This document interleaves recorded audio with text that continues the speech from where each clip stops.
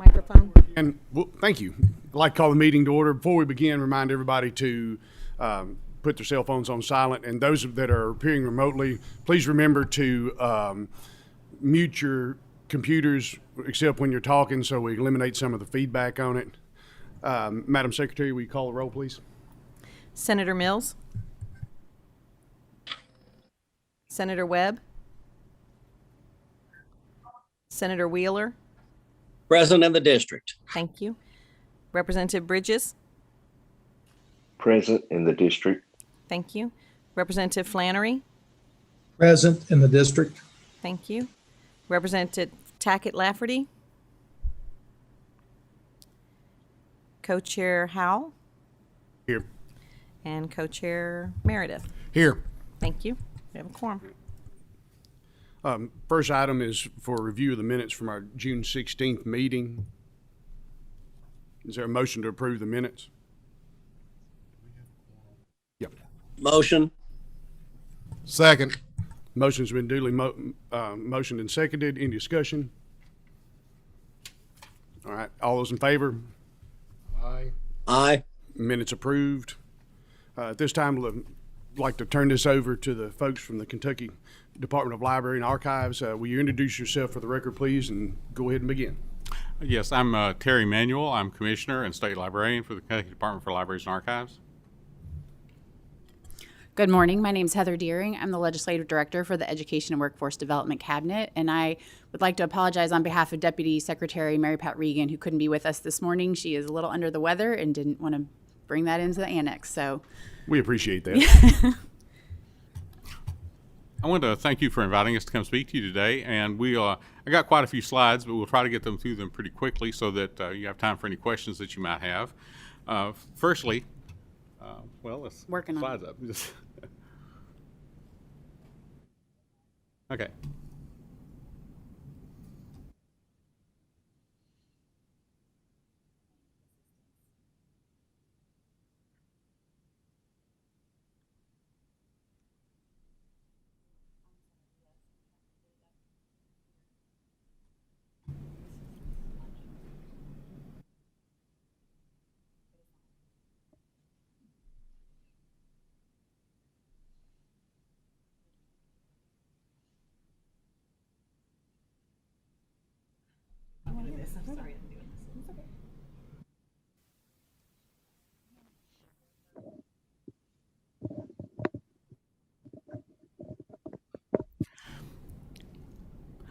First, I'd like to get off with just a little background about the Kentucky Department for Libraries and Archives. We, as an agency, serve the informational needs of the Commonwealth by assuring equitable access to high-quality library and information resources, services, and by assisting public agencies in the creation, retention, preservation of essential governmental records. We are one of 10 states in the nation that have a combined libraries and archives. We're here today to talk about the Local Records Program, and first off, we'll start with some history of it. The Local Records Program was started in 1984 by the General Assembly with the passage of House Bill 26, the House Committee Substitute. It authorized the Department for Libraries and Archives to accept and administer funds for records management programs in state and local agencies. It did this by increasing the process tax on non-marriage records from $1 to $3 and appropriated $950,000 each year to KDLA to assist with developing a program. This was only in 1984 and 85, or 1984 to 86, so that funding ended in 1986. By establishing the increases of legal process tax, the legislature chose to fund the Local Records Program without any revenue reduction to the offices of the county clerks. Currently, in 2006, an additional $1 fee was established by the legislature for the program. The fee is collected by the clerks as a pass-through under KRS 142.010, Section 5. General fund appropriations for the Local Records Program were terminated in 2018 as part of a budget reduction. This led to a decrease of $200,000 a year, approximately. It varied somewhat. And so the only funding that remains for the program is the $1 pass-through fee collected by the clerks. There is no cost to the clerks associated with this program. There were several questions that were asked for this presentation, and one was about agency eligibility. Under statute, the statute under which this program was created, all local agencies are eligible, and local agencies is what's specified in statute. No specific agency is actually specified in statute, and that's under 171-520 subsection 1. The KAR that governs also says that any local government office interested in improving management and preservation of its public records is eligible to apply for a grant. These statute and regulations have not been modified since 1986, so it's probably pretty reasonable to assume that this represents the will of the legislature at the time. Local agency is defined in KRS 61.080 to be every local office, division, bureau, board, commission, authority, county, city government body, council, school district board, special district board, municipal corporation. I won't go through the list. Basically, it's just about every kind of local agency that exists in the state of Kentucky, including state or local authorities that derive at least 25% of their funds from state or local funding. So basically, under statute, there are about 2,900 different local agencies that are potentially eligible for funding under this program. That includes the 120 clerks' offices. Originally, grants and services were mostly provided to county clerks, city, and local government. In fact, in the very first round of funding, 26 clerks' offices were funded, 8 cities, and 1 office of historical preservation. So it has always, from the very first funding round, been divided out among different local agencies. However, due to the high demand from the clerks and the fact that originally they had most of the records that needed preservation, most of the records that were threatened, the program did serve mainly clerks' offices and more skewed toward in that direction. That was neither in keeping with statute nor fair to the other local eligible offices, although it was reasonable and expedient at the time because clerks had a lot of the records. In 2016, we reaffirmed our commitment to the original tenets of the program. Now that most of the records from the clerk's offices, most of the older records, had been microfilmed or digitized, we have approximately 80 to 90% of the older records in safe storage, copies of them in safe storage at KDLA. When we reaffirmed, we decided that we provide equitable services to all local agencies. We provide grants to all eligible local agencies under statute. We will ensure that state procurement statutes were followed for all successful applicants. We will ensure that grant participants were accountable for grant expenditures. We will ensure transparency in all aspects of the program. And we will ensure that any local agency could apply using the guidelines forms found on our website. The process for awarding the grants. Grants are awarded twice a year, with each normal grant cycle being 18 months. Applicants are encouraged to design a program that can be done in 18 months. And if it can't be done in 18 months, we encourage them to divide it up into sections and apply for each section in a different cycle so that they can do it in 18 months chunks. By regulation, there are 9 project categories. Security microfilm for vital or historically significant records. The national standard for preserving records is microfilm. That has not changed. Microfilm sounds old, but one good thing about microfilm is, and this is a very important consideration, is that it is eye-readable. If something happens to electronic records or your means to read the electronic records, they are lost. With microfilm, as long as you've got a magnifying glass, you can read those records. They also last, the film does, for hundreds if not thousands of years. So it's very important. The second category is re-recording of damaged or impermanent records, document preservation, purchasing conservation supplies, establishing a local government records program, arranging or describing archival holdings, purchasing preservation supplies and equipment, improving storage conditions, and codification of ordinances. There are basically 3 different kinds of records that we deal with in this program. The first is a vital record. It is not necessarily historical, and it is not necessarily a permanent record, but is a record that is urgent, that is essential for the operation of the agency. This would be such as school records. While it's not important to everybody what your transcript looks like, it's terribly important to the student involved. So that's why those are important. Then we have historically significant and permanent records. These are records that have historical importance, like the letter from Abraham Lincoln that's shown there, that it would also be a permanent record. Then we have less than permanent but historically significant records.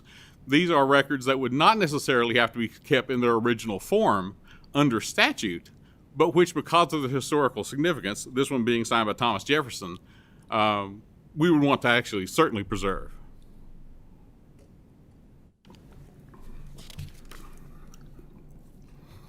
The process for awarding the grants. Applications are reviewed by the Local Records Grant Review Committee, which ranks the application and makes a funding recommendation to the State Libraries, Archives, and Records Commission. The Local Records Grant Review Committee is made up of now 7 members. That was actually used to be fewer, but it was just expanded. The new Records Commission, the new Records Review Committee, has 3 clerks, one person from the Library Association or KEA, 1 city person, 1 person from the Historical Society or the Kentucky Council of Archives, and 1 person from law enforcement. The Libraries, Archives, and Records Commission is appointed by the governor under statute. The recommendations of the commission are forwarded to the commissioner for the department, that would be me, who makes the final decision on grant awards. I have never failed to go along with the recommendation of the State Libraries, Archives, and Records Commission. The grant cycles from January to June and from July to December. Grant recipients are notified of their award in June and December of each year, and project begins after all contractual documents are received by KDLA. The grant review criteria. The first one is urgency of the problem. If there are records that are in danger of being destroyed, either because they are old, they are overly handled, they are stored in poor condition, whatever, those are the ones that always get first consideration. Once a record is gone, it is gone. It must be the primary consideration in trying to save these records, is preserving records that are in danger. The second one is value as a model, a type for size or geographical location of local government. The soundness of the proposed methods. Commitment of local government resources to the project. Commitment by the local government to maintain the program or lasting benefit of a specific project. Adequate security and protection of records. Compliance with all legal requirements regarding custody and public access. And commitment by the local government to a comprehensive records management program. The funding for the program has not been, well, it's never constant because it's based on a fee that's collected. And also in this next slide, you can see in 2018, we had a significant drop of about $200,000 when the general funds appropriation was eliminated. So we fell down to basically the one funding type. The grants awarded to the agencies, and we'll go into more detail about this very shortly. You can see in 2018, most of the grants were awarded to the county clerks, and there has always been awarded mainly to county clerks. In 2021, we had a cycle, which the clerks referenced in their presentation, where very few grants were awarded, and I'll explain a little bit more about that in a bit. But they did not include, probably because it was so recent, the 2022 Cycle 1 award, which has been increased considerably. The Cycle 1 award, which is the only award we made this year, in this funding cycle, is $405,000. So we are well on track to going back to awarding about $1 million a year, which is what we were previously awarded. Our anticipated revenue this year is $972,000, and we will probably come very, very close to awarding all that, assuming we get good applications. Some additional information. And again, we just discussed this. Prior to 2018, we received $200,000 annually in general funds for making local grants. That was eliminated after 2018. The elimination obviously led to a decrease in the amount of funding we had available for award. As part of the application process, applicants must solicit and receive estimates or bids for each project, and bidding must comply with statutory requirements under KRS 45A 360. 2021 Cycle 2, that's where we experienced the fairly drastic reduction in awards. We received 23 applications to that cycle, only 2 were funded. The reason that the funding was reduced, 61% of the applications that were submitted did not meet the state procurement guidelines, the state procurement statute. So we could not award them funds. A couple of them submitted incorrect materials. A couple of them had grants that were still open that had not been closed. You're only able to have 1 grant at any given time. One person submitted a grant, and now these are not just clerks, these are from all the agencies. One applicant submitted a application that had been previously funded. Part of the material work had already been done, and then we had the 2 applications that were funded. In 2022 Cycle 1, things changed a lot. We had really pushed to inform people about what they had to do in order to be able to meet the 45A requirements so that we could actually go ahead and award the grants. In 2022 Cycle 1, we had 25 applications that were submitted, 23 were awarded. So it's exact opposite of the previous cycle. In that, 11 client clerks received a total of $212,663. That's 52% of the money that was awarded. 8 cities were funded, 2 police departments, 2 development districts, and 1 fiscal court. All told, $405,877.06. Again, we're back on track to being able to expend our grant funding on the assumption that we receive applications that are legally fundable. We've turned the corner. We feel that we have turned the corner. Returning the program to its original purposes envisioned by the legislature has been challenging, but it was necessary. The Kentucky Local Records Grant Program is a national model for local records preservation and accessibility. We look forward to continuing the work in the manner originally intended by the legislature. And to stress this point, we use absolutely none of the money for administrative costs. We use none for staff salaries. We use none for supplies. We use none for travel. 100% of the money collected through this $1 fee is used to fund eligible local agencies. 100% of the funds not used in any grant cycle is carried forward to the next, and 100% of the funds remaining at the end of the fiscal year are carried forward to the next fiscal year. They are never used for any other purposes than those laid out in statute and regulation for the grant program. Return on investment was discussed at the last presentation. Local government officials have in their custody many irreplaceable one-of-a-kind records. These records exist in different formats such as paper, film, or electronic media. Regardless of the format, the safety and maintenance of each record can be threatened by disasters such as fire, flood, theft, and vandalism. A primary mission of KDLA is to aid in the preservation of and access to these public records. In order to facilitate this, we have a vault at KDLA. We have these microfilm records. It's a vault of microfilm records, and these microfilm records are a security backup for filming done as a portion of each grant-funded project and other projects. Clerks do their own projects and submit the film to us for safekeeping. These materials are held in a fireproof, secure, climate-controlled environment. Our building is also rated to withstand a Category 4 hurricane, so we're in pretty good shape. Currently, we hold 62,782 rolls of microfilm for the county clerks alone. We also have 5,634 items of county clerk materials in other formats. These records are used on a continual basis to replace records stolen or destroyed in the offices of the clerks. In some cases, the records held by KDLA may be the only copies in existence. We also have the Archives Research Room. In our research area, we have approximately 53,000 rolls of county clerk microfilm available to the public, and that number is wrong. The correct number is 71,000 rolls of microfilm. We discovered that after this presentation was done. We had to miscount. Creation of these records was enabled through local grant projects. As part of the project, the film is created for us to house there. Operation costs, including staff salaries, is funded by KDLA through other sources besides clerks' fees. Based on only the 51,000 rolls, not the 71,000, but we have over 300 million images stored on these microfilms. That's a lot. Further, we have electronic records. KDLA holds 9,199,167 digital records for the county clerk's offices. It occupies 11,072 gigabytes of data.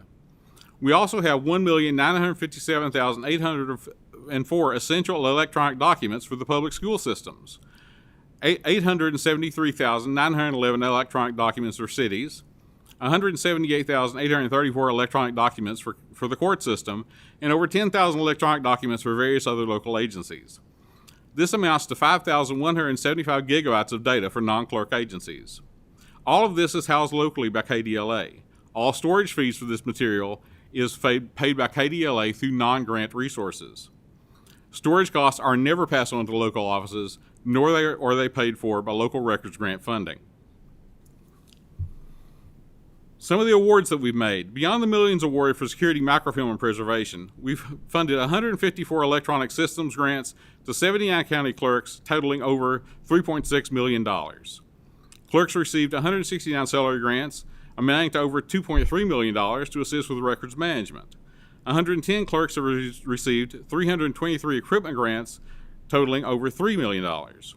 Including macrofilm and digitization, county clerks have received 1,468 grants totaling $24,714,348.78.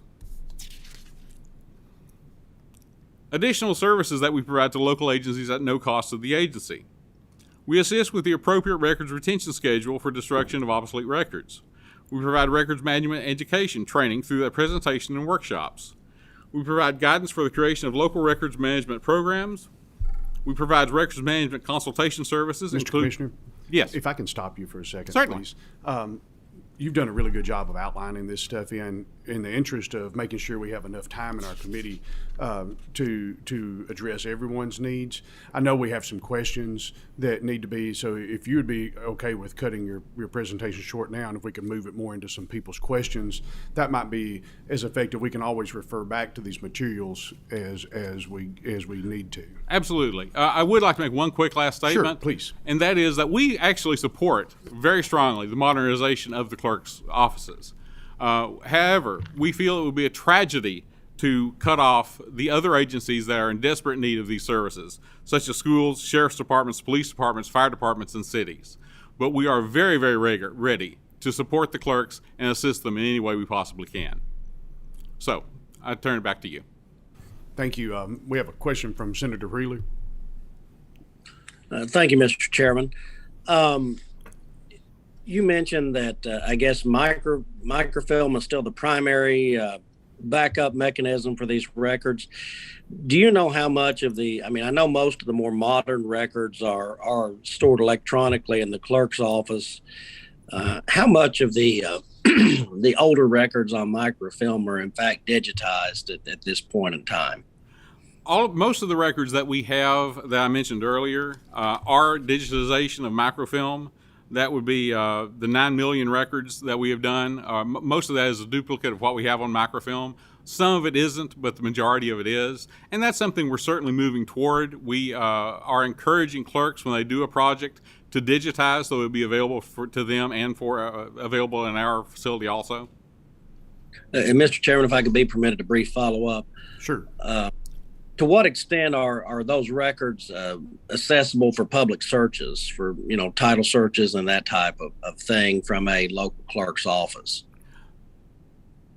If the clerks have them locally, then it's up to the clerk how much accessibility they provide. Part of the agreement we have with the clerks for receiving a lot of these records digitally is that we do not make them available digitally because the clerks want to keep the records local in their offices. So most of the records that we have are not available to the public digitally. They are available if somebody wants to come into our facility. Sure.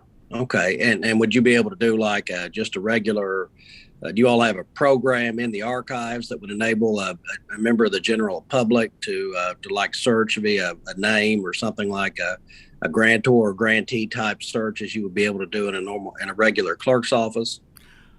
We have two different programs in our facility, one of which we're right now currently implementing. We've been working right now for implementing an electronic program is quite time consuming and expensive. And Sure. we've been implementing it for about 2 years, and it'll facilitate access. Right now, the best access is still at the clerk's office. Okay. Thank you, Mr. Chairman. Sure thing. I have a follow-up question on that, Commissioner. You'd mentioned that the clerks had access to this information. What about the entities, the grant recipients that are not part of the clerk's offices? Where does the public access to these records come from for them? And what, if anything, does your department do to make sure that the public does have access to those records? Well, it depends on the records. Some of the records are, like police records, may or may not be subject or maybe partially subject to public disclosure. Most of the records that we maintain for other agencies, we do for security backup and are available. And part of the grant process is they have to agree to make them available to the public at their facility. Most of the records that we have are held purely for security reasons. So a Preservation lot of the other entities then, if I understand you correctly, are basically using you as their own cloud backup for their records, and it's not something that are used as part of their ongoing process or ongoing operations. We get requests for records from police departments and things on a fairly regular basis. So I can't say how actively they're used, but they are used. Chairman Meredith, you have a question? Yeah, I think I have two, actually, Mr. Chair, and mine relate to the funding piece of this. And so, Terry, you mentioned in the earliest slides that House Bill 26 set a fee for legal process tax from $1 to $3, and then in 2006 there was an additional $1 fee established. What I'm trying to understand, because you said the $1 fee is the only funding mechanism for the local projects now, that 1984 bill with the $1 to $3 legal process tax is no longer in effect? I would love to be able to give you, we do not receive funding from that source anymore. I'm not exactly sure. I was unable to find out in the time I had exactly what happened to it because that predates me considerably, but we do not receive funding from that source. Because I think what I find interesting in that part of it, and if it's legal process tax on non-marriage records, that could be a ton of different records. It might not all be county clerk's office records. It could be records from other areas. But if we're now in a position since 2006 where the $1 fee is all that you all are receiving from that, I think we're looking at two different systems. We're looking at a system that was set up originally when the grant program was set up, where you may have been receiving funds from more sources other than just the clerk's offices, and so they were permitted to fund grants for a lot of different agencies. Whereas now the only place that you're receiving funding from is from the dollar fee collected in the county clerk's offices. And we may need to go back and revisit the idea of some of these other sources where you all are providing grants to other local agencies. Is there a way that they become a piece of the pie in contributing to that as well, where it appears now that you're only getting funding that's being collected and passed through by the clerk's offices? As more and more local agencies become more aware of the program, because we are promoting it to more local agencies, as we're actually required to in statute, additional funding from other sources certainly would be welcome. It was something we'd certainly be willing to look at. Well, like I said, it just seems to me that if you look at the way it was originally set up and based on the funding sources originally set up, it may not mirror what your funding sources are now and the applicable uses. So that's what I was trying to get a good glimpse of. So thank you very much. Anyone else have any other questions? I've got a couple that I'd like to address. What resources are available to potential applicants to help walk them through this process? First of all, I want to commend you and thank you for taking your department through the actual procurement process and making that more formal, more official. That's very much appreciated. But what resources are available to help applicants walk through this process? We have material on our website, which they can go to, which addresses it somewhat. We also provide training. We have 4 field representatives. Right now, 2 of the positions are empty, but we have, normally we have 4 field representatives that do training and are available for consultation on procurement and anything else having to do with the grant process, and not just the grant process. They also deal with conservation. They deal with disaster recovery. They deal with just about everything. 4 people to cover the whole state is pretty minimal. But we have those, and we also have the branch manager who does training on different aspects of the grant program, including procurement. Do these resources work with applicants as they go through part of the process? I noticed a lot of, you noticed a real downturn as you got more acclimated to going through the procurement process more formally. Do they work with the applicants to help clean up some of their application problems as they go? We try to. Again, with only 4 applicants and receiving so many applications, it's difficult. One thing that happened is after they had that serious downturn in that one, we did meet with representatives from the clerks, and the clerks expressed that they now better understood what they had to do in order to be able to meet the procurement guidelines, and that was shown in the next cycle when we had 25 applications and 23 were funded. Is this a kind of, what common problems do you see with compliance with these procurement guidelines? The biggest problem that we find is a failure either to bid or to receive adequate bids or to solicit for quotes. We take a very lenient approach toward what we consider. As long as you advertise for bid, you can't make somebody bid on a project.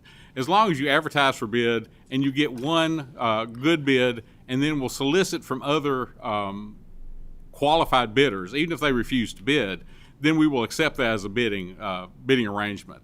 It's when we don't see evidence that they advertise for bid and only one bid is turned in, which happens on occasion, we don't feel like we can fund that grant. Yeah, I've worked with people that we feel like we're begging for bids on some things. On page 7 of your material, on the 2021 Cycle 2 slide, you have identified for some of the problems and incorrect material. What constitutes incorrect material? I can't remember the specific case here, but the sort of thing we get sometimes is somebody will use a form that is several cycles old and may have different questions on it, maybe a different form. And because it is a competitive grant, we feel like we have to have a level playing field and have everybody submitting on the same forms and that sort of thing. Again, they may not turn in. They may indicate that they did a bid, but not turn in a copy of the bid, which is one thing required in the guidelines. It could be several things like that. Are these applicants given an opportunity to cure on some of these defaults? Usually not, because it is cyclical. We ask them to reapply the next time.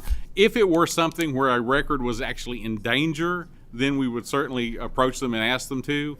But if it's if it's a project that can wait till the next cycle, normally we would just ask them to wait till the next cycle and apply. Thank you. Senator Mills, you had a question, please? Yes, thank you, Mr. Chairman. I apologize for being slightly late. Had another committee meeting, but did you cover what the balance is in this grant fund right now? The current balance is $1,445,705.33. Okay, and you're giving out 405 this cycle. Is that correct? We have just awarded 405, and we've got another one. And the reason it's so high is because that one cycle, the 2021 cycle 2, was so low. So we will have, we would only have about $500,000 to award in each cycle. This next cycle we will have, and this number I just quoted you does not include all the $400,000 being subtracted from it, that we just awarded. Part of it is, 100 and some thousand of it is, but the rest of it isn't. This is what has not yet been drawn down. So we'll have, in the next cycle, excess funds. I won't say excess, but we'll have more funds than usual that we will be able to award. And I would love to receive grant applications from not only the clerks, but from any entity that's applicable, but specifically the clerks that would aid in this modernization effort. We would be very, very happy. I'd love to be able to get an allotment increase and award all this. I mean, that's what the money's there for. That's what we strive to do. And just a real quick follow-up. So that fund balance has been generated by the $1 fee Yes. over the last how many years? That would be approximately a year and a half. Okay, very good. Thank you. Anyone else have any questions? I've got a couple of little follow-ups and then we'll move on.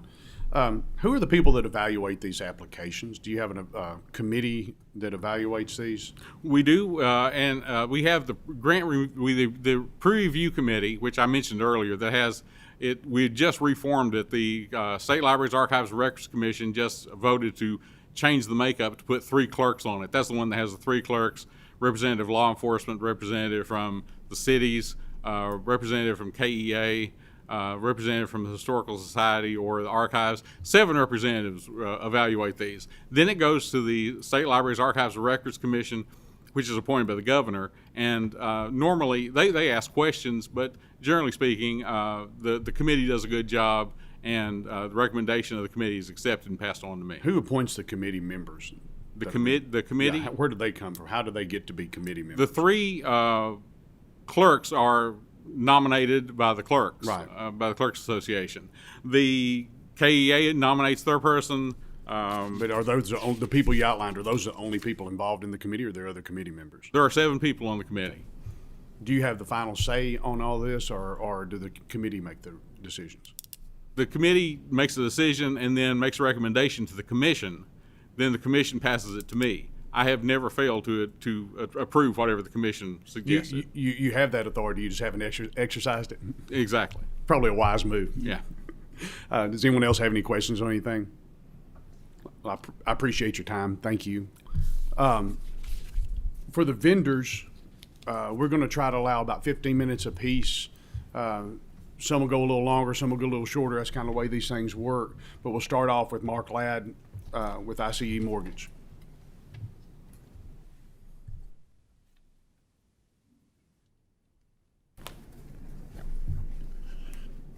Good morning, Mr. Chairman. Good to be back in Kentucky and with you all this morning. Again, I'm Mark Ladd. I'm Vice President of Regulatory and Industry Affairs for ICE Mortgage Technology. I'm a retired Register of Deeds from Racine, Wisconsin, so have a little bit of understanding about this stuff. And I'm a past president of the Property Records Industry Association. So what I hope to be able to do today is just share some of the breadth of options that we've seen available and that other states are using as they work their way through these kinds of issues and funding the clerk's office. I won't spend a lot of time on the background on the company. Again, just that I'm a former recorder and have the opportunity to work in a lot of different recorder offices across the country. When it comes to costs associated with electronic recording, which is what our company does, electronic recording is based on a delivery service model, so the shipper pays the freight. So in that regard, there's no cost to the county for implementing electronic recording. However, there is development work and continuing support that the land record vendors are going to have to do to support electronic recording. Those vendors are well represented here today, and I'll let them speak to their different business models. We see a lot of the different approaches to funding electronic recording as we go all across the country. But just so that you're aware that from the for the e-recording vendor's perspective, there is no cost to the county, but there is a cost from the land record vendor, and there is significant work for them to do to be able to support this. So I want to make sure that they and they're going to have the opportunity to talk about their approaches to it. What I thought I'd take a few minutes, though, and talk about this morning is that funding mechanism for modernization, based on a model that I'm familiar with that we implemented in Wisconsin while I was in office there. It's a program very, very similar to what the KDLA just described. I would say the couple of differences are that there was more funding rather than $1 or $3 from each document. It's $15 from each recorded document is applied to that. There's a portion of that funding, $8, that stays as retained by the county, and the county clerk has the ability has discretion over the use of that money. It may have, you could argue as to whether or not it has a broader scope. It's focused on land records, but it includes things like GIS mapping and surveying control, requirements. I think the things that are interesting about the Wisconsin program is that the funds are designated for a specific purpose.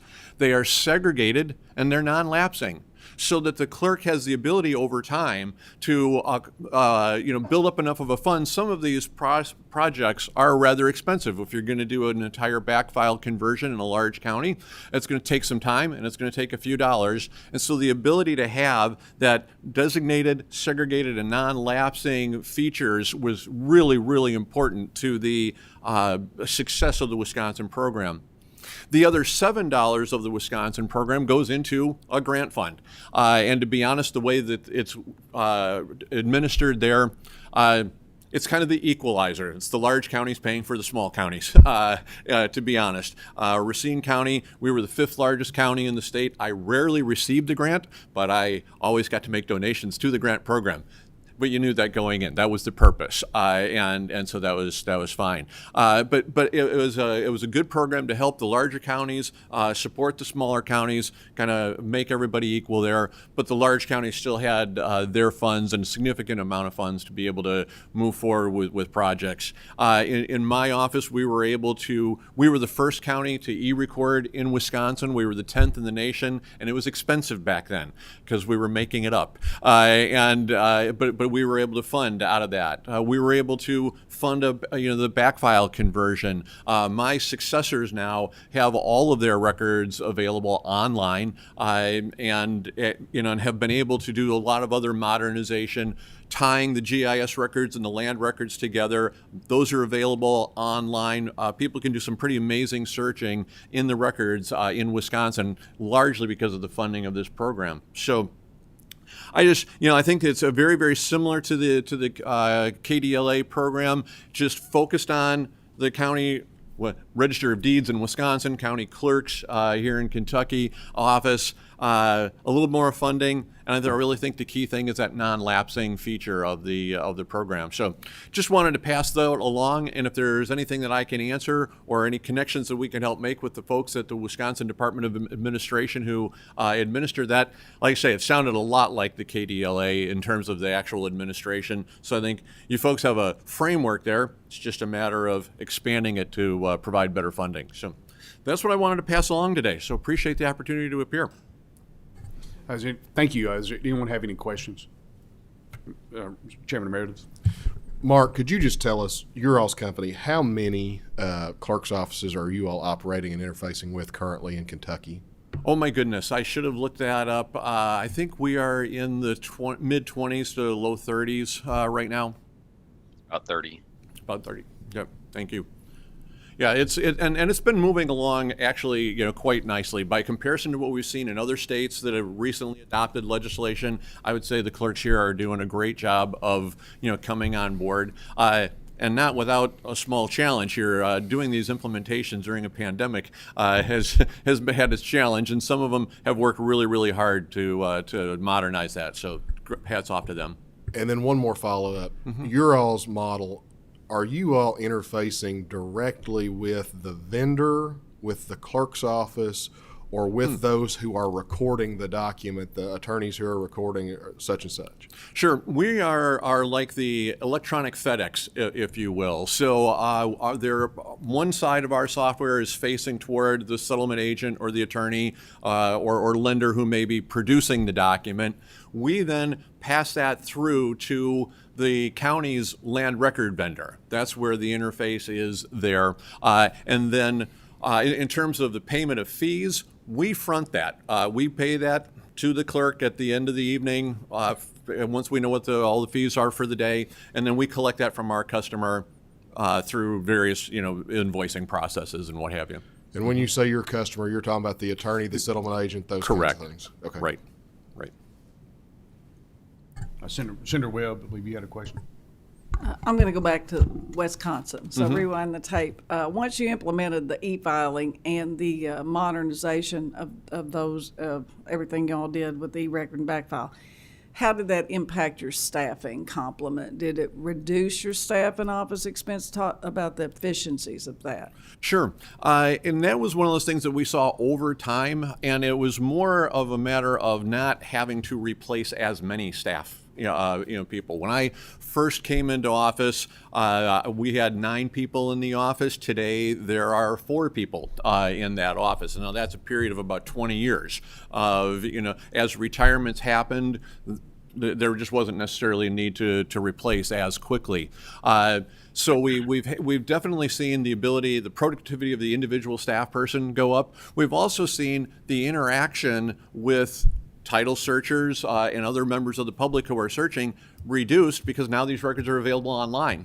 And so there's just some efficiency with people just not getting interrupted as often during the day. So. Well, and in a way, part of me, the fiscal part of me says that's good.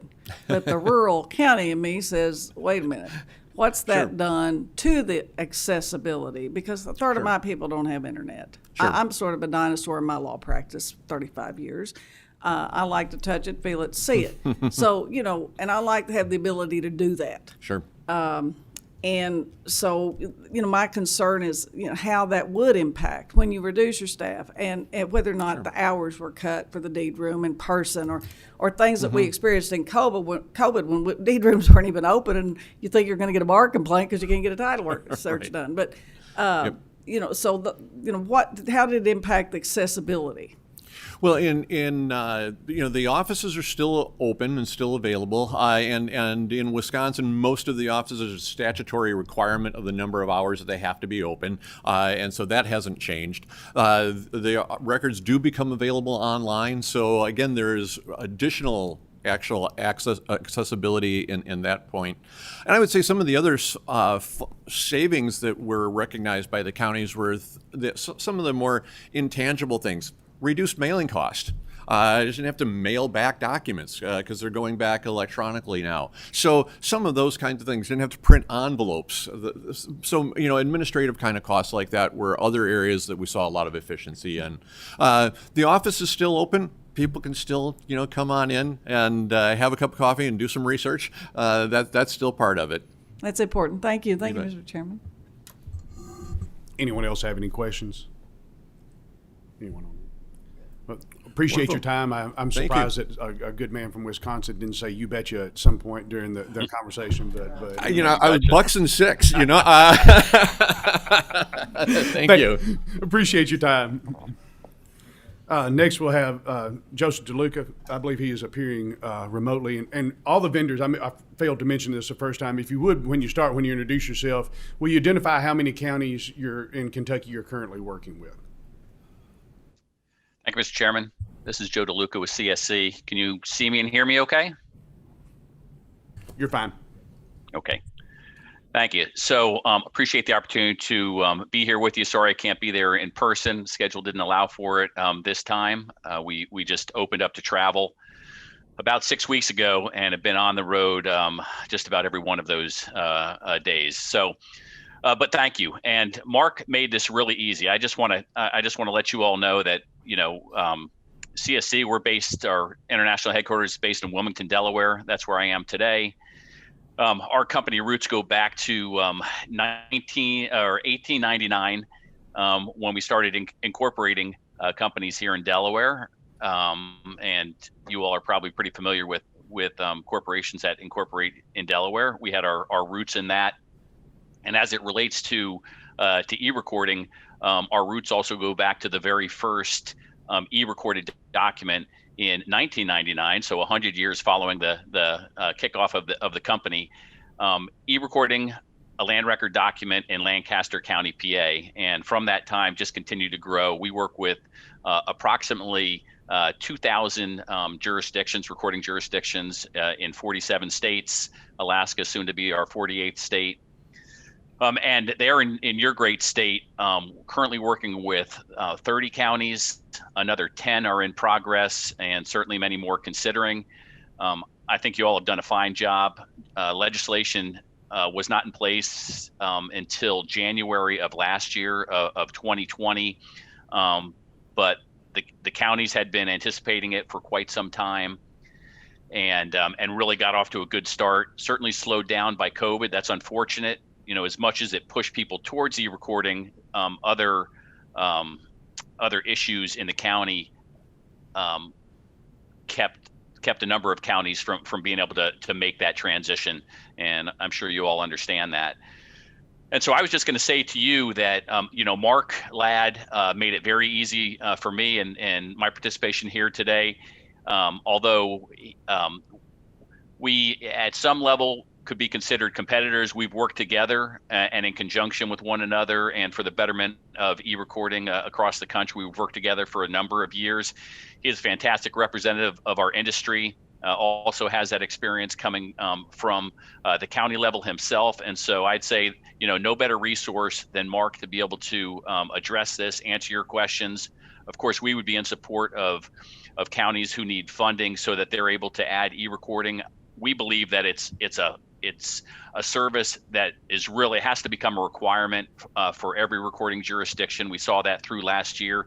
If you can't get to the office, or if you can't even mail something to the office, because there was a time during COVID when jurisdictions weren't even accepting mail, didn't want to touch anything, that electronic recording of land records needs to be in place. So there is an option for documents to be recorded in the land record industry to carry on. But I don't want to take up more of anybody else's valuable time, especially your committee and then the others who are representing some of the vendors right there in your state. And so unless you have any further questions for me, I'm just going to ask you to move on to the next representative. Chairman Meredith, I believe you have a question. Joe, and this may be for you and Mark both. My assumption is, I think in the last presentation last month, the clerks had notated that there were around 30 counties doing e-recording currently. So my assumption is that most of the time, both of you all are operating in that space and interfacing with those 30 counties. It's not an exclusive contract any way, shape, or form, that the actual closing settlement agents, attorneys, some may be using you all to interface to the same county, I guess is what I'm saying. Yeah, Representative, that's a great question.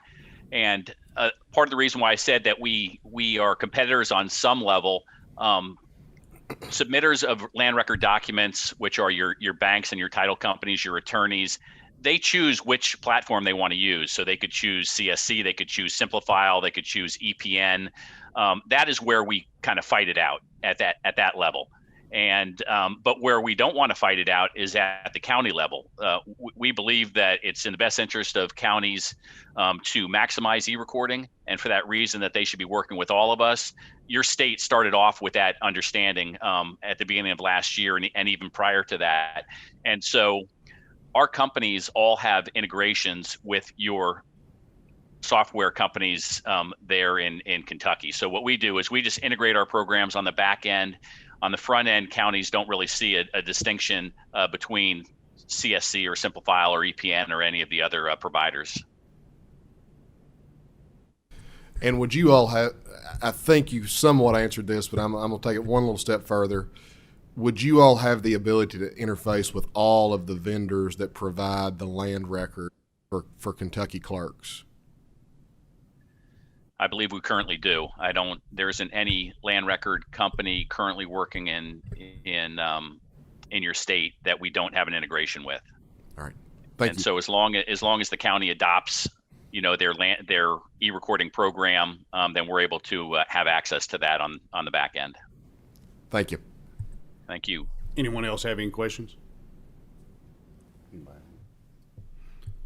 right, I think that's good. I appreciate your time. Thank you so much. Next, we have Stuart Baird with Software Management.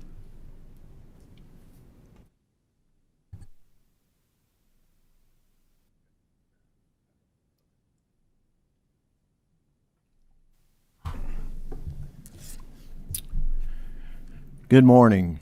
I am, or what's left of the morning. I'm Roger Baird. I am the CEO of Software Management, and my son Stuart is my business partner. So I've been working with county government in the county clerk's office specifically for 37 years in different capacities. And thank you for letting us make a short presentation this morning.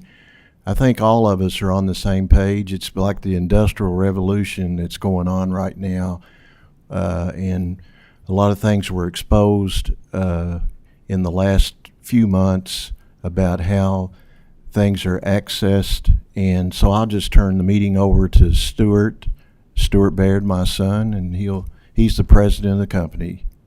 Thank you. Thank you, guys. Thank you all for having us here today. We're really happy to be a part of this task force, and I'll just talk a little bit about what we do in the counties today, and just kind of explain a little bit about who software management is and what we do, maybe. We'll go through about us, some of our software solutions and products, e-recording and how it interacts with us and our clients in the state, what our online eClicks, which is our online platform for people to search records in the clerk's offices, and then we'll take any questions you guys might have. We're located here in Louisville, Kentucky, in Louisville, and we've been doing business with county clerks for over 35 years. We were one of the first vendors selected with the KDLA back in 1988 to help provide a digital indexing system for the state of Kentucky. And shortly after that, in 1992, we started working and were selected to do imaging, to add imaging into the digital index. So we've been working with county clerks and the KDLA on the imaging portion of their office. Was implemented in about 1996. We're currently supporting our land records product in 80 counties in Kentucky. Some of the counties are here today and all over the Commonwealth. We have we manage about 126 million unique files daily, and we process over 375,000 records and about 1.8 million images annually through our system. It's each county is a little bit different in how much they have digitally available, but all the counties that we're currently working in are providing and scanning documents and doing that electronically. You know, part of our solutions that we like to talk about is one of the things that is probably forgotten a little bit here is that the county clerk's office in the state is responsible for managing public record, but that's not their only that's not the only thing that they do. They're also in charge of with transportation, registering, licensing motor vehicles, and collecting delinquent property tax, the election process. So their office does a lot of different things. We have a lot of different products that we feel like work as a turnkey application for their office. Clicks is our county clerk record indexing system. That's the system that we'll talk about mostly today. And then eClicks is the online version to that. We also have a delinquent property tax management system. We have an accounting system and voter registration and the sheriff property tax collection system that we work with. The property tax collection system works between the sheriff, the clerk, and the county attorney and the PVA in the state. Some more of the products, our suite of land and marriage record recording, delinquent tax, accounting software is developed with Kentucky's county clerks in mind. We only do business in the state of Kentucky, so the only thing that we're worried about is our recorders and county clerks here. Each county that we do business with has provided a modern designed website for distributing important information to the public. It also ties into the online record system. We also do a lot of, we're more than just a software company. We're a full service IT company. We set up and maintain county clerk office computers, printers, and other hardware. We work with the state of Kentucky's Commonwealth Office of Technology to maintain a network in the counties. We have over 124 domain controllers, SQL servers, and online file servers that operate throughout the state. And we've implemented a multi-version backup solution as part of a data disaster recovery plan to protect our customers' data against encryption attack and some of the other things that could potentially limit the digital availability of electronic records. We also have a very dedicated team who believe that our clients should have an in-depth understanding as well as feel and knowledgeable about the use of our software. So we offer on-site, online, web meeting, training. Our customer support team's readily available for answering questions, assisting in problems that they may come across. As far as e-recording, some of what that was just touched on with Mark and Joe, we do have e-recording as a feature of our land records product. It's free to the counties. The counties don't have to pay anything for the e-recording piece. They don't have to endure any cost. That's all taken care of through the submitter of the document. What e-recording allows the county to do is receive and file instruments electronically. We are partnered with SimpliFile, CSC, and EPN as the three major electronic recording vendors that submit documents. Like Joe said, it's up to them to get the people to use their service, but we use all of their companies to take documents through our system. It provides a simple way to record online submitted documents. It reduces the amount of time the process takes with mailing or bringing paper documents to the courthouse. Once again, during COVID, if you weren't accepting mail, electronic submissions were a great way to receive documents. We do have 25 counties actively receiving electronic documents of the 80 that we're working with, and we have about 10 that we're working on doing the implementation with at this time. Since January 2020, when e-recording was passed in the state of Kentucky, we've processed over 19,000 electronic documents through the various vendors into our program. That number is significantly increased in 2021. The first year in 2020 when this was introduced, we were able to get 9 counties online, and I think it was around 6,000 documents that were recorded through the first year. And in 2021, with just about 7 months, we've already recorded 13,000 documents this year. So it's doubled in the year, and we've taken on another 16 clients with, like, as I said, 10 more looking to come on board. eClicks is our online version to do the searching. You guys had talked a little bit about having the records available digitally. Anything that's available on the digital system in a county clerk's office with the clients we work with is available online at the clerk's discretion. We definitely, eClicks has become a very important tool to a lot of title searchers and real estate attorneys as they've tried to find public record during the pandemic. We were able to offer all of our counties at one time during that portion free to allow for people to be able to get in the offices that were closed. It's not currently set up that way. It is an online subscription with a service fee to be able to utilize.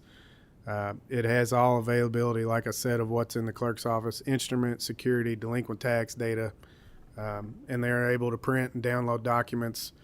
In all counties that we deal with, people have access in one location. It's eClick Central. And that's really all I had for you guys. I figured you might have some questions, so I'll turn it over to you all. Thank you. Thank you. Open up for questions. Chairman Meredith, you believe you had one? Thank you, Stuart.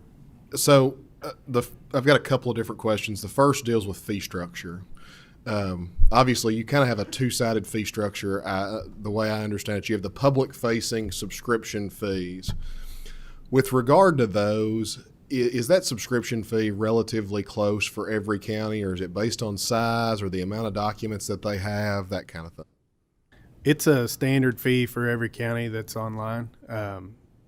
It breaks down to about $2.10 a day on a monthly subscription. It's $65 a month for one county for one user. Okay. And then on the other side, the fee side for the actual clerk's management software, that's a fee charged directly to the clerk. And I'm assuming that changes based on the size and scope of the office and what products they're using. Is that correct? That is correct. It depends on how many people are using the software in the office, and it does depend on mainly it just depends on user, how many people are using it, how many people are actively engaged in using the product. Can a public on the public facing side with regard to the subscription, is there a way that if somebody's operating in multiple counties to negotiate some kind of fee to gain access? We don't currently have any other pricing than the current structure that's there. There's not a buy one get all for a certain price type of structure. And do the clerks get anything from that subscription, or is that funneled directly to you all? So we provide them with a website for their office and set up and maintain, and don't charge them any fees for using the software. And so the money that's brought back in is given to our company, and then in the case of larger counties where it is more people are going to be using the service, then there are sometimes some structures made where they pay us less money based on the amount of people that would use the service online. One more follow-up question, if I could, and this I'm going to get away from fees now. With you all operating with about 80 of the counties in the Commonwealth, that probably makes you all just 80 of 120 counties. You all probably the largest vendor. With regard to the records that clerks are holding, is it a variety that you all have online and across the board? I mean, do you have most all of their deed records plus marriages and multiple different things? It is definitely a large gambit of records that are online, depending on the county and the size and the money that they've had and how much time they've looked into their digital records. It depends on what they would have available, but each county under our website, there's listed of what's available, and it tells you how far back their records go for digital index and imaging. It's two separate things. The hard part is getting the index up online, because that's the more time consuming part. The imaging side is a lot easier to scan images and get images online. It's just having that index to be able to search. One more quick follow-up. You mentioned that the websites tell what they have available and indexed and how far back those records go. This may be a big project that I'm asking about here, but is there any way that we could see that for the counties that you represent? Yes. As a cumulative look at what's out there? Yes, and we keep up with that, obviously, with the counties as well, because just like what the KDLA said earlier, we try to recommend what they should spend their money on and when they should spend it. Deeds and mortgages are important, but like Terry said earlier with the KDLA, there are also documents that could be damaged or documents that you don't want people to touch that would be more beneficial for them to be scanned. It's really at the discretion of the county, but we could provide you a pretty good overview of how far back most counties are going with their records. I don't expect that anytime just super soon, but if you all could pull something together. It wouldn't be as hard as you think, because they're all sort of located in one. So it's not, it won't, thank you. It wouldn't be that bad. All right. Well, if you could submit that to us, I think that would be helpful for the committee to look at as we continue through. Yeah, definitely. Like I said, we're obviously here on behalf of the county clerks and trying to work with them and continue to find ways to help them get money to be able to put more records online. That's the goal. Thank you, Chairman. Representative Lafferty, you had a question, I believe. First, I also want to apologize for being late. As Senator Mills, I had a committee that ran over. I just had a question. Do you have any sort of fraud flagging feature on your? We are currently in the process of developing something to alert people if there were to be a document taken out in their name, and so that they would be aware of it. Yes, it's something we're in current development. Thank you, because I think that is one of the, one of my local clerk's offices. They provide so many features, and the only hesitancy I think they've had is with the e-filing, and their biggest concern is fraudulent filings. At that point, they still have the folks come into the office to file the documents, but they do provide them online. So I'm glad to hear that. Thank you. You're welcome. Senator Webb, I believe you. And I appreciate my colleague's question there. If you practice law in Eastern Kentucky, you know sometimes courthouses burn or flood or whatever. We've had all kinds of problems. But I guess the question I have, I'm familiar with y'all, watched your work for a long time, but I'm going to pick your brain a little about cybersecurity and vulnerability. And, we're looking at this in other components, every aspect of what we do, from agriculture and energy to whatever. But I would just ask, what should we as a committee, as we proceed with modernization, if you have any thoughts on vulnerability cybersecurity, or what steps could be taken to avoid. The more we rely on this, the more susceptible we are. And certainly as a practitioner, it concerns me. As a property owner, it concerns me. So do you have any thoughts on that? Yes, it's something that we take extremely seriously. It's going to continue to be a problem that's going to continue to grow as organizations outside of our country try to target records and images that they can try to extort money from. We currently have got a 15-point disaster recovery plan, so we try really to continue to look at how this is evolving and continue to make changes in our system to keep things at that level. One of the things that we do that is the best part of it is just we keep a backup of everything that we do that's not connected to the internet. So if there was some sort of a breach or data that was taken, then we would be able to hopefully rely on that backup that's not, and we keep multiple copies. It's not we have all our eggs in one basket. I appreciate that, and I think I can speak on behalf of the committee. If any of the vendors or any of the clerks or anybody has any thoughts or suggestions or concerns, it's timely, and we want to address it in every component of the policy making that we do here, and to assist our citizens that they're kept safe from that. So I appreciate your thoughts. Thank you. We also Thank you, Mr. go Chairman. through rigorous testing with outside third parties to find vulnerabilities within our software, to try to find holes to fix that, and to continue to try to evolve with technology as it changes. It's very important to us and our clients. And actually, we've had to have more people on staff to do exactly what you're talking about, because today, with things that are going on today, our goal is if there's anything that attacks into our system, we immediately know about it and can get it under control immediately. And that's our goal.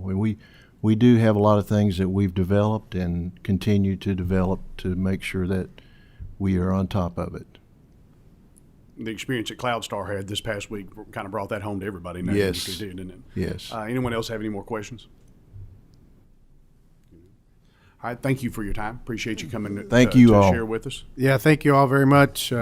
Anything we can do to help. All right, next we have Keith Doucette and Cornelia Spangler. If y'all will come forward for yours and correct me on the mispronouncing your name, I'm sure. Mr. Chairman, that was perfect. Thank you. Hey, thanks.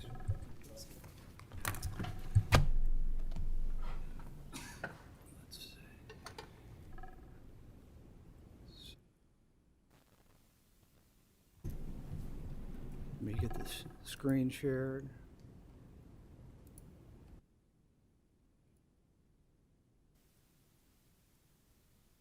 Share screen, start video. Do you see this? Here we go.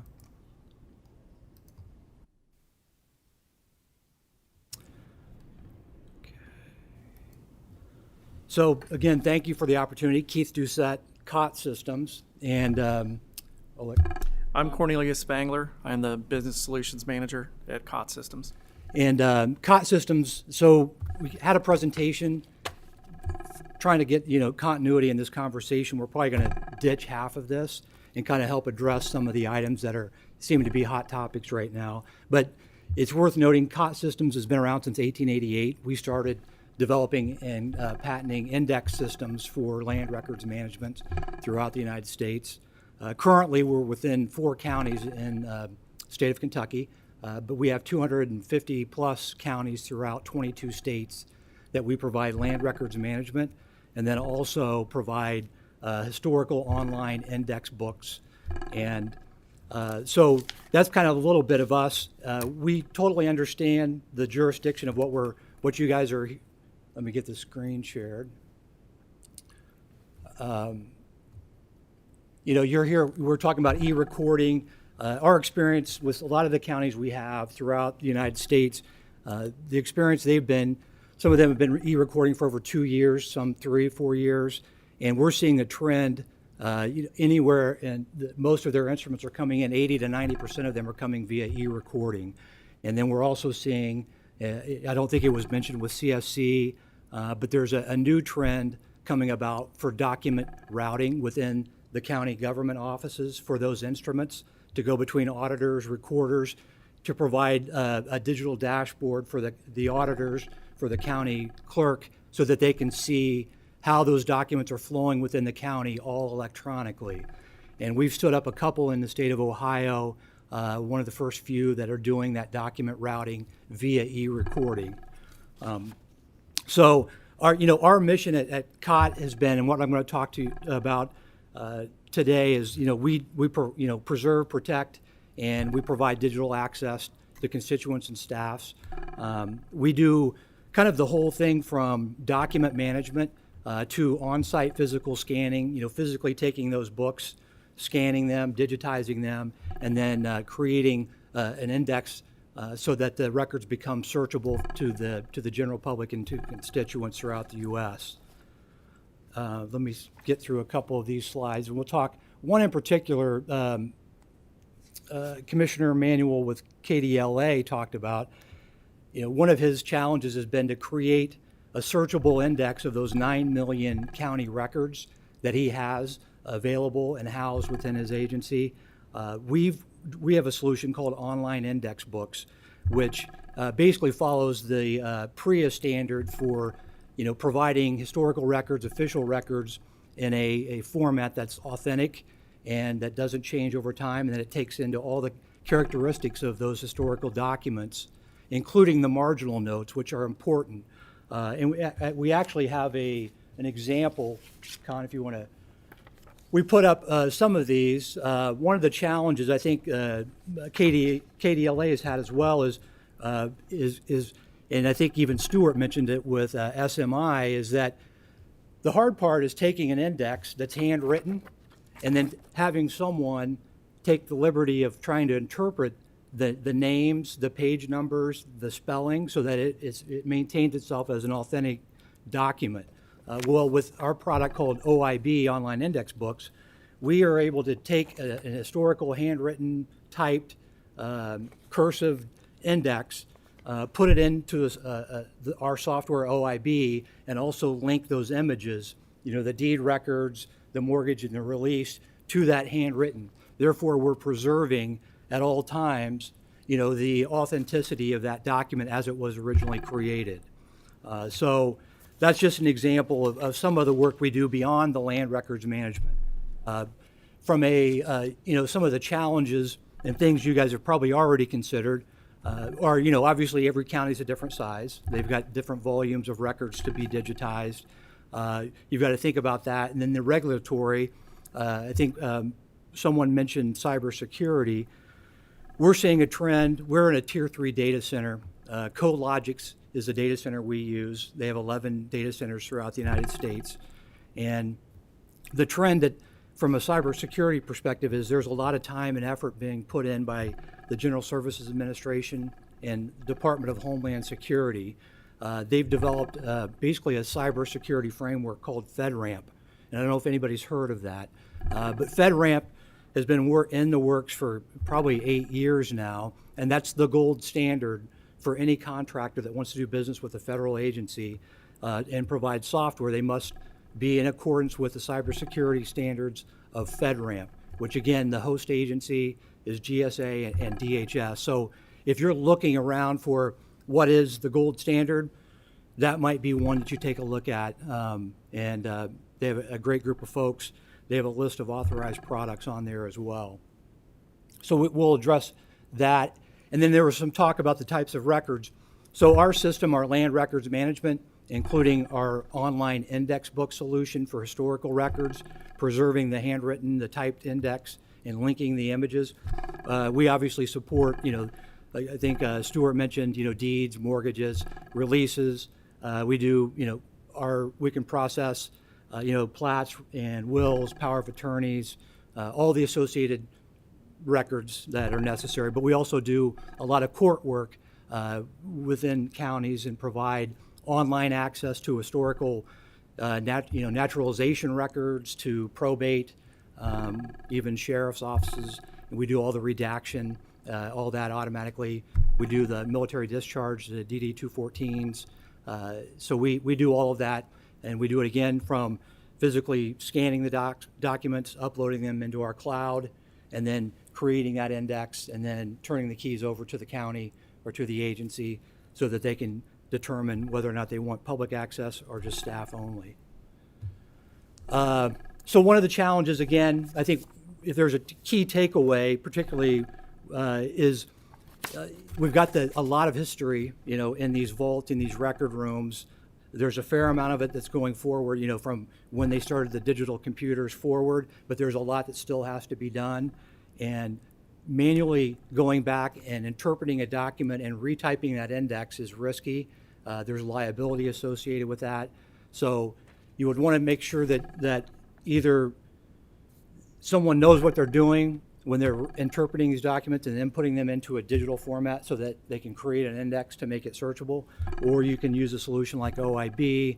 There are probably some others out there that we just copy this, create the logic, and connect the image, and then you have it preserved in its authentic format. So, Con, I don't know if you have anything to add from a customer perspective on some of the things, the challenges they're seeing in other counties. I would say as far as the online index books go, we've taken it a step further than just scanning documents in and making it available for somebody to do a search. We've actually taken the book, digitized it, put it in the system exactly as that book is today. So if somebody walks in the office, they open the book and they see a deed index, and they look at a name. They can search that name, and then they can go and find their book and page exactly as they were in the office. They can do it sitting at home if they want to buy our Record Hub solution, where they would buy a subscription. They can walk into the office, go to a public station, and do those searches if they want to, or they can actually go to the physical books. Yes, yeah.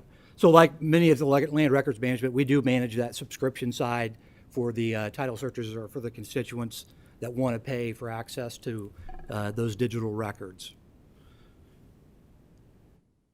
So with that, in the spirit of time, we'll wrap up. If there are any questions, or obviously we would welcome the opportunity. Thank you. Does anyone have any questions on anything? Chairman Meredith. And I think you somewhat answered this just a second ago, but Sure. You all have the same type of a situation where you have a clerk-facing software data availability, and then you all have a subscription-based service as well. Yes. For the public. Yes. Yep. All right. And then just to follow up from the same question that I asked of the other folks, with regard to your all's 4 counties, could you all compile for those 4 counties what records they each have indexed and how many years they go back, and submit that to us? Certainly we can. Yeah, we have one that's a land records. The others are OIB users. So they have a different land records management solution, perhaps SMI, BIS, who's going to talk next. But we're doing their historical so that they can have access to those. But we'd certainly be happy to do that. And I guess if there is one last trend we're seeing, not so much in Kentucky, because again, you've got the major players here. We're just a small fish here. But we are seeing a trend because of all the e-recording vendors that are out there and wanting to kind of take advantage of, not advantage, but get into that business. We're seeing in other states some land records management companies like us trying to create, I like to call it a bottleneck, where they get to collect the fee. And if you want to get into my county's records, you need to e-record and pay me a fee. So they take a fee from EPN, CSS, Simplifile, and then they turn it over. But they share none of that revenue with the county. So they're creating that bottleneck as they go through. So I don't know if that's happening here, but just something else to think about as you move forward with e-recording. Anyone else have any questions on it? All right, I appreciate your time. Yep, thank you. Thanks for Appreciate coming here it. today. Indeed. And last but certainly not least, we have Jeremy Dulger, Jeremy Cobb, and Brandon Parker. If y'all are up.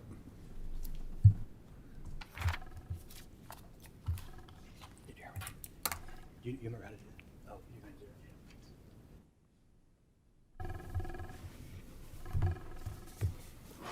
it. Good afternoon.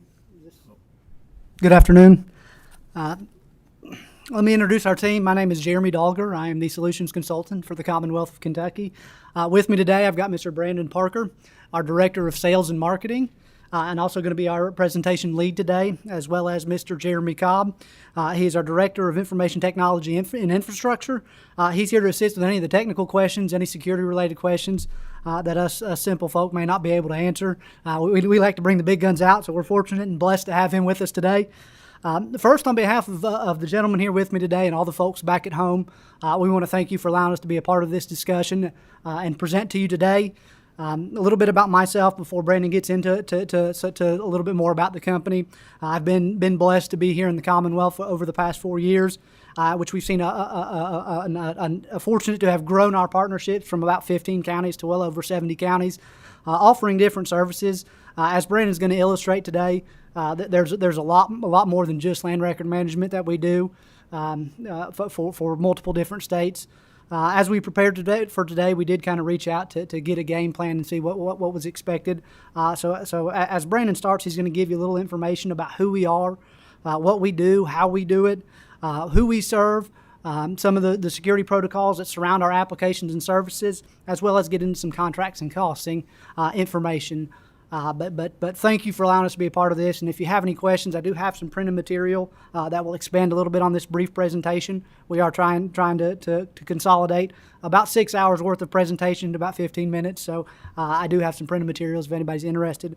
And if you have any questions, please do not hesitate to reach out either after this or anytime. We're more than happy. But at this point, I'll turn it over to Mr. Parker. Right. Well, good afternoon, everybody. Thanks, Jeremy. I know when the next item on the agenda is adjournment, that is code for get on with it. So we're going to do that. So as Jeremy mentioned, we are BIS. We were founded in 1977. We're still located in that same facility in Tri-Cities area, Tennessee. If you're familiar with NASCAR, we're just a stone's throw away from Bristol Motor Speedway. Of course, over the years, our business has evolved. We're part of the i3 Verticals family. i3 Verticals is a public sector software-focused company based out of Nashville, Tennessee. In our office in East Tennessee, we employ currently about 150 team members. Of course, i3's employment reach is much larger. They employ about 1,000 folks all across the country. So, talk a little bit about what we do. Like Jeremy said, I think in Kentucky we're known for really our RMS, our records management solutions, our payment solutions, but we actually do a lot more than that. For example, in the state of Tennessee, we provide the entire state with their motor vehicle title and registration system. So not only titling of vehicles, but doing the annual registration renewals as well. That service includes other things like insurance verification, inventory management, dealer drive-out solutions, online renewals, and et cetera. Outside of Tennessee, those motor vehicle, we have some subsidiary services. For example, just across the border in Indiana, starting in November, we'll be providing the state there with their tag inventory management system as well.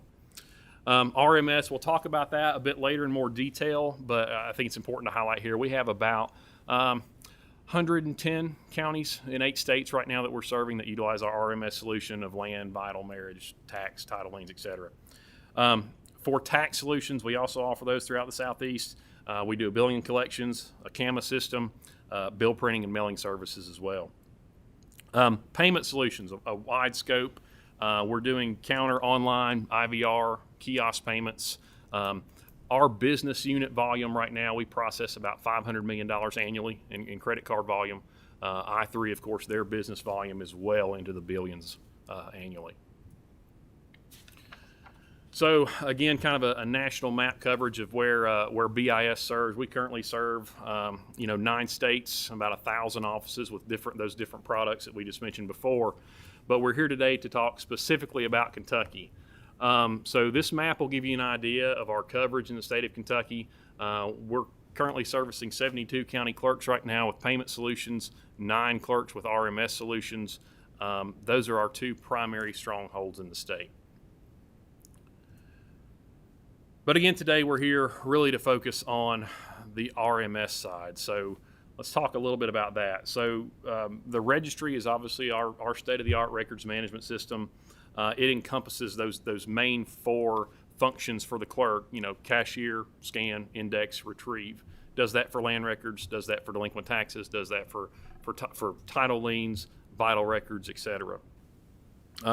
It also includes multiple web services, e-recording, professional access, that can be free access or behind a subscription paywall, recording and fraud alert, certified copy request, online marriage form submissions, just to name a few. Of course, we are extremely happy and grateful for every single customer we have, but we wanted to point out some of the sizable ones here in Kentucky. We've been providing the system for Jefferson County and Kenton County for a number of years, and we were fortunate enough to recently be awarded the contract to provide the system for Fayette County, and we'll be installing that later this year. With that said, the registry is certainly not only meant for larger counties. We serve counties right over the line in Tennessee that have a couple thousand people in them utilizing the same software that these larger counties are utilizing also. Our national footprint, some of our bigger entities include Memphis, Nashville, Tennessee, Little Rock, Arkansas, Spartanburg, South Carolina, Greensboro, North Carolina, Wilmington, North Carolina, etc. So I wanted to kind of take a moment just to explain some of the registry's functionalities and workflow. This particular slide is encompassing, like Jeremy mentioned, a several-hour demo into one slide, so bear with me. But the registry, obviously, the first thing that they're going to do is record a document in our system. The recording module handles book and page assignments, doc number assignments. It's also going to generate a barcode. It's going to generate the transaction in the database. We have all kinds of help utilities built into this cashiering system as well. Those are key in new employee or just refresher courses as they go. There's automatic rejection letters. There's even a recording stop feature here that's internally for the clerk as well. Next, that document will move into scanning. Scanning can either happen at the front counter and can be handed back to the citizen at the time of recordation, or it can be utilized as more of a departmental workflow after the fact. That barcode that I mentioned in cashiering, during scanning, it's going to grab that image, associate that image, immediately begin counting the pages to determine whether or not the pages cashiered match the pages that are scanned, and it'll give the clerk the option, hey, what do you want to do here if there's a mismatch? We also are using some OCR functions here as well. We're going to use those for automated redaction processes later on, as well as help facilitate the indexing as well with that OCR data. Of course, then the indexing, grantor, grantee, property description, cross-references, etc. Again, we're utilizing some of this OCR that we captured in scanning to assist here in the indexing process. We also offer integrations with PVA or an assessor's office, and if we can grab that file, if they can key in a map number or something like that to associate the document, we'll pull the legal description from the PVA office. That way there's uniformity between what the assessor says versus what the clerk system says. And of course, last, there's searching. Obviously, numerous search features. Any piece of information that's put into the system is searchable. Rather than go through all those today, I would encourage you all check out Kenton County's website. Check that out on your desktop. Check it out on your mobile phone. It's responsive and reactive there too. They're a good blend. Some of their services are free to the public, and some of their services are behind a paywall. So you can kind of see how both those services work there. Okay. So now let's move on to a little bit about security and the storage of this data and this record. So obviously security is something, like all the other vendors here, we take very seriously as well. We do multiple PCI and multiple SOC audits every single year. These independent auditors just ensure that we are sticking to industry security standards and that we meet or exceed those. Our systems also utilize access controls, stringent access controls, I might add, for both image and data manipulation. If there is an employee that does have access to manipulate a data record, there's also a robust audit log that logs who, what, and when in the system at all times. So we have a record of every single change. We obviously are hashing sensitive data such as user passwords in the system. Those aren't stored as plain text in our system. And we also utilize image versioning. So what we're referring to there is if a document is overscanned, we simply don't save over top of the image that was currently on disk. Rather, we save 2 copies of the image. So not only do we have an audit log of the image change, but we also have a version of the original image we can restore to if necessary. And then, of course, there's redundant backups. We have multiple off-site copies. Our backups occur in 30-minute intervals. And so the maximum amount of data loss that a county would receive in the event of a disaster would be 30 minutes. That replicates to our facility in East Tennessee and then to our co-location, which is a Tier 3 facility in Virginia. We also encourage our clerks to do stick backups every single night. Again, those are backups that take place offline. So if something were to happen, if something were to happen to the clerk in our facility and the Tier 3 facility, we'd have some big problems. But in case those were to happen, they do have that nightly backup they can fall back to as well. And so now to kind of talk a little bit about e-recording in our history. So our RMS package was designed in 1991, and that was its first release date. In 2005, we recorded our first electronic document in Wilson County, Tennessee, and now let's fast forward a little bit to 2021. Out of those 110 counties or so that we serve in those 8 states, 78 of those are e-recording now, and we've recorded just over 4.2 million documents electronically in the system. So as been mentioned earlier today, we just wanted to pause for a moment to tell you about our e-recording models and that those models adhere to PREA standards. We're not just doing what we think we should be doing, we're doing what the industry is recommending when we're doing these. So our first model is obviously partner integration. This is very similar to what you've already heard today. The individual vendors, and I've got 3 listed here, but we have, obviously there's more vendors than just these 3, but our portal will accept submissions from any vendor that we can integrate with or is willing to integrate with us. All we need to do is the county clerk to say, we would like to take submissions from this vendor, and we'll make that happen. So the package flow, again, echoing some things you've already heard today, but the submission vendor solicits their services to the attorney, to the bank, to the title company. That entity submits through that submission vendor. That submission vendor sends it to our e-recording portal. Our e-recording portal delivers that to the county and that the package is meant for. It's recorded or rejected and turned right back up that same path. Once a document is recorded, all those same security standards that we just talked about are the same for an e-recording or for a paper document. The package level security here, though, is all over secure site-to-site VPNs, and at a minimum, it's a TLS 1.2. So even the package flow from vendor to system to county is extremely secure. And so the big question, what does it cost? So I'm going to be a little bit generic here because a lot of things that I think some of the other vendors have echoed, it depends on what the county wants to utilize. But generally, I think it's safe to say that the registry application, the RMS solution, generally between 5 and 6 figures to acquire that software, and there's generally a maintenance fee associated with that. For the e-recording, there's absolutely no fee to the county. That's 100% free to implement. They just say when and where, and we'll make that happen. There was also some concerns around contracts. So our contracts are generally made either with the office holder or they can be made with the executive body at the county. That's the county's preference. We're happy to accommodate either way. Generally for the registry, we're looking at a purchase and a maintenance contract. With e-recording, all it's really going to be required is a memorandum of understanding, allowing us to accept those documents through our portal on behalf of the county. And then we affix a joinder agreement that joins Simplify ICE, CSC, EPN, et cetera, to that MOU to allow us to accept from them also.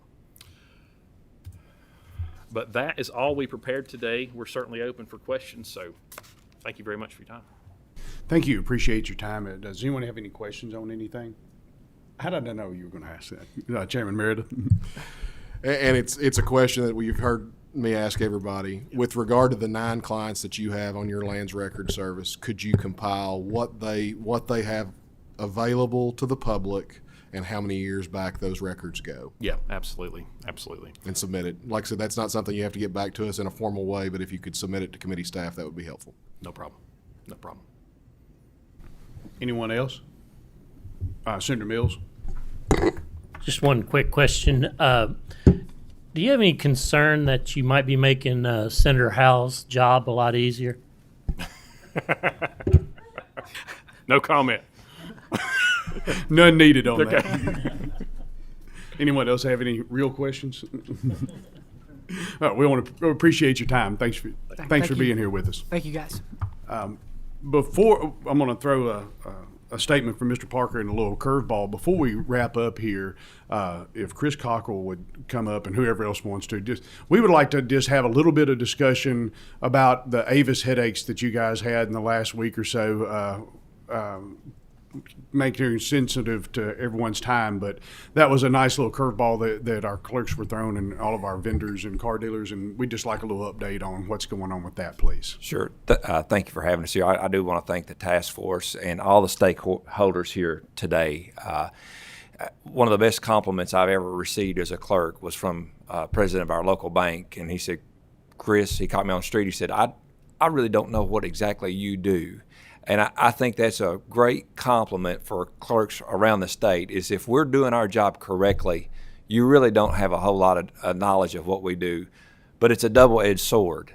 Because we are an administrative office and we do our job correctly, a lot of times the squeaky wheel never gets the oil. And it's nice to see everyone here trying to help us get the oil, and that comes through funding. And funding is kind of the highlight, I think, of what the takeaway for us today is, that even with KDLA here today, they highlighted the issue that we're having with grants.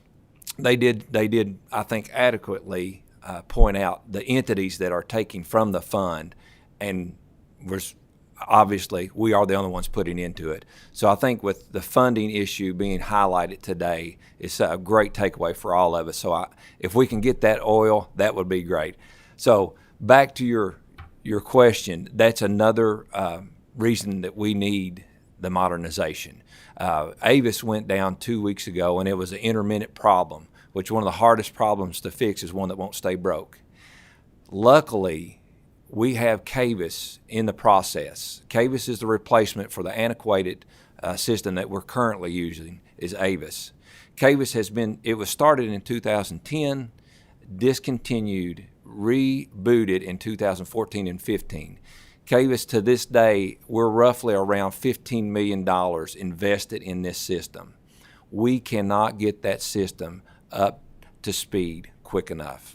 Avis went down throughout the state.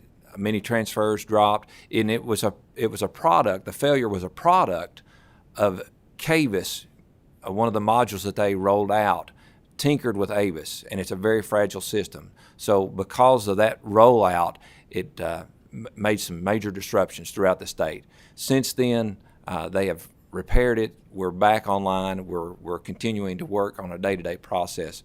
But once again, we're here looking at you guys.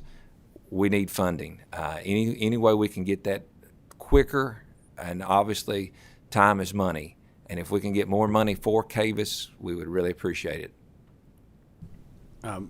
Before I turn it over, I've got a couple of questions. Sure. I know that there's no way to accurately answer this question, but what are y'all being told about whether this is going to be an ongoing problem that you're going to have crop up from time to time as we migrate Avis to Cavis? Have they given you any guesses on how that's going to work?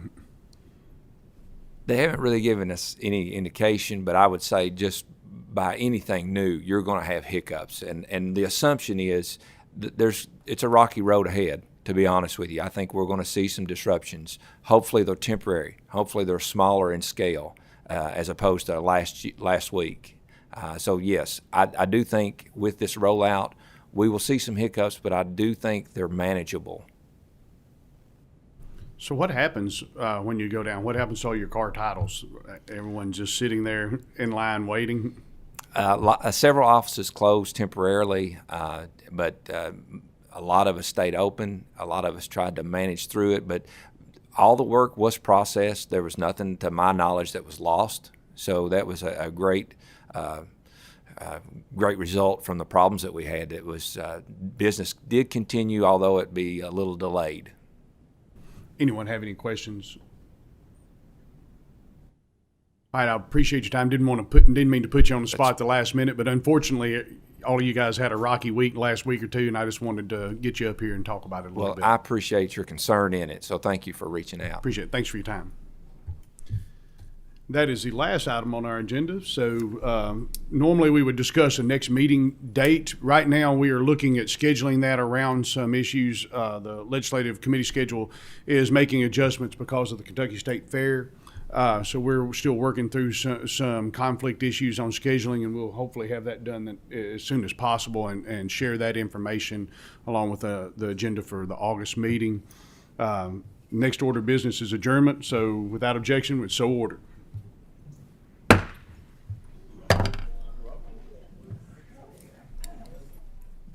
So when are we gonna do that?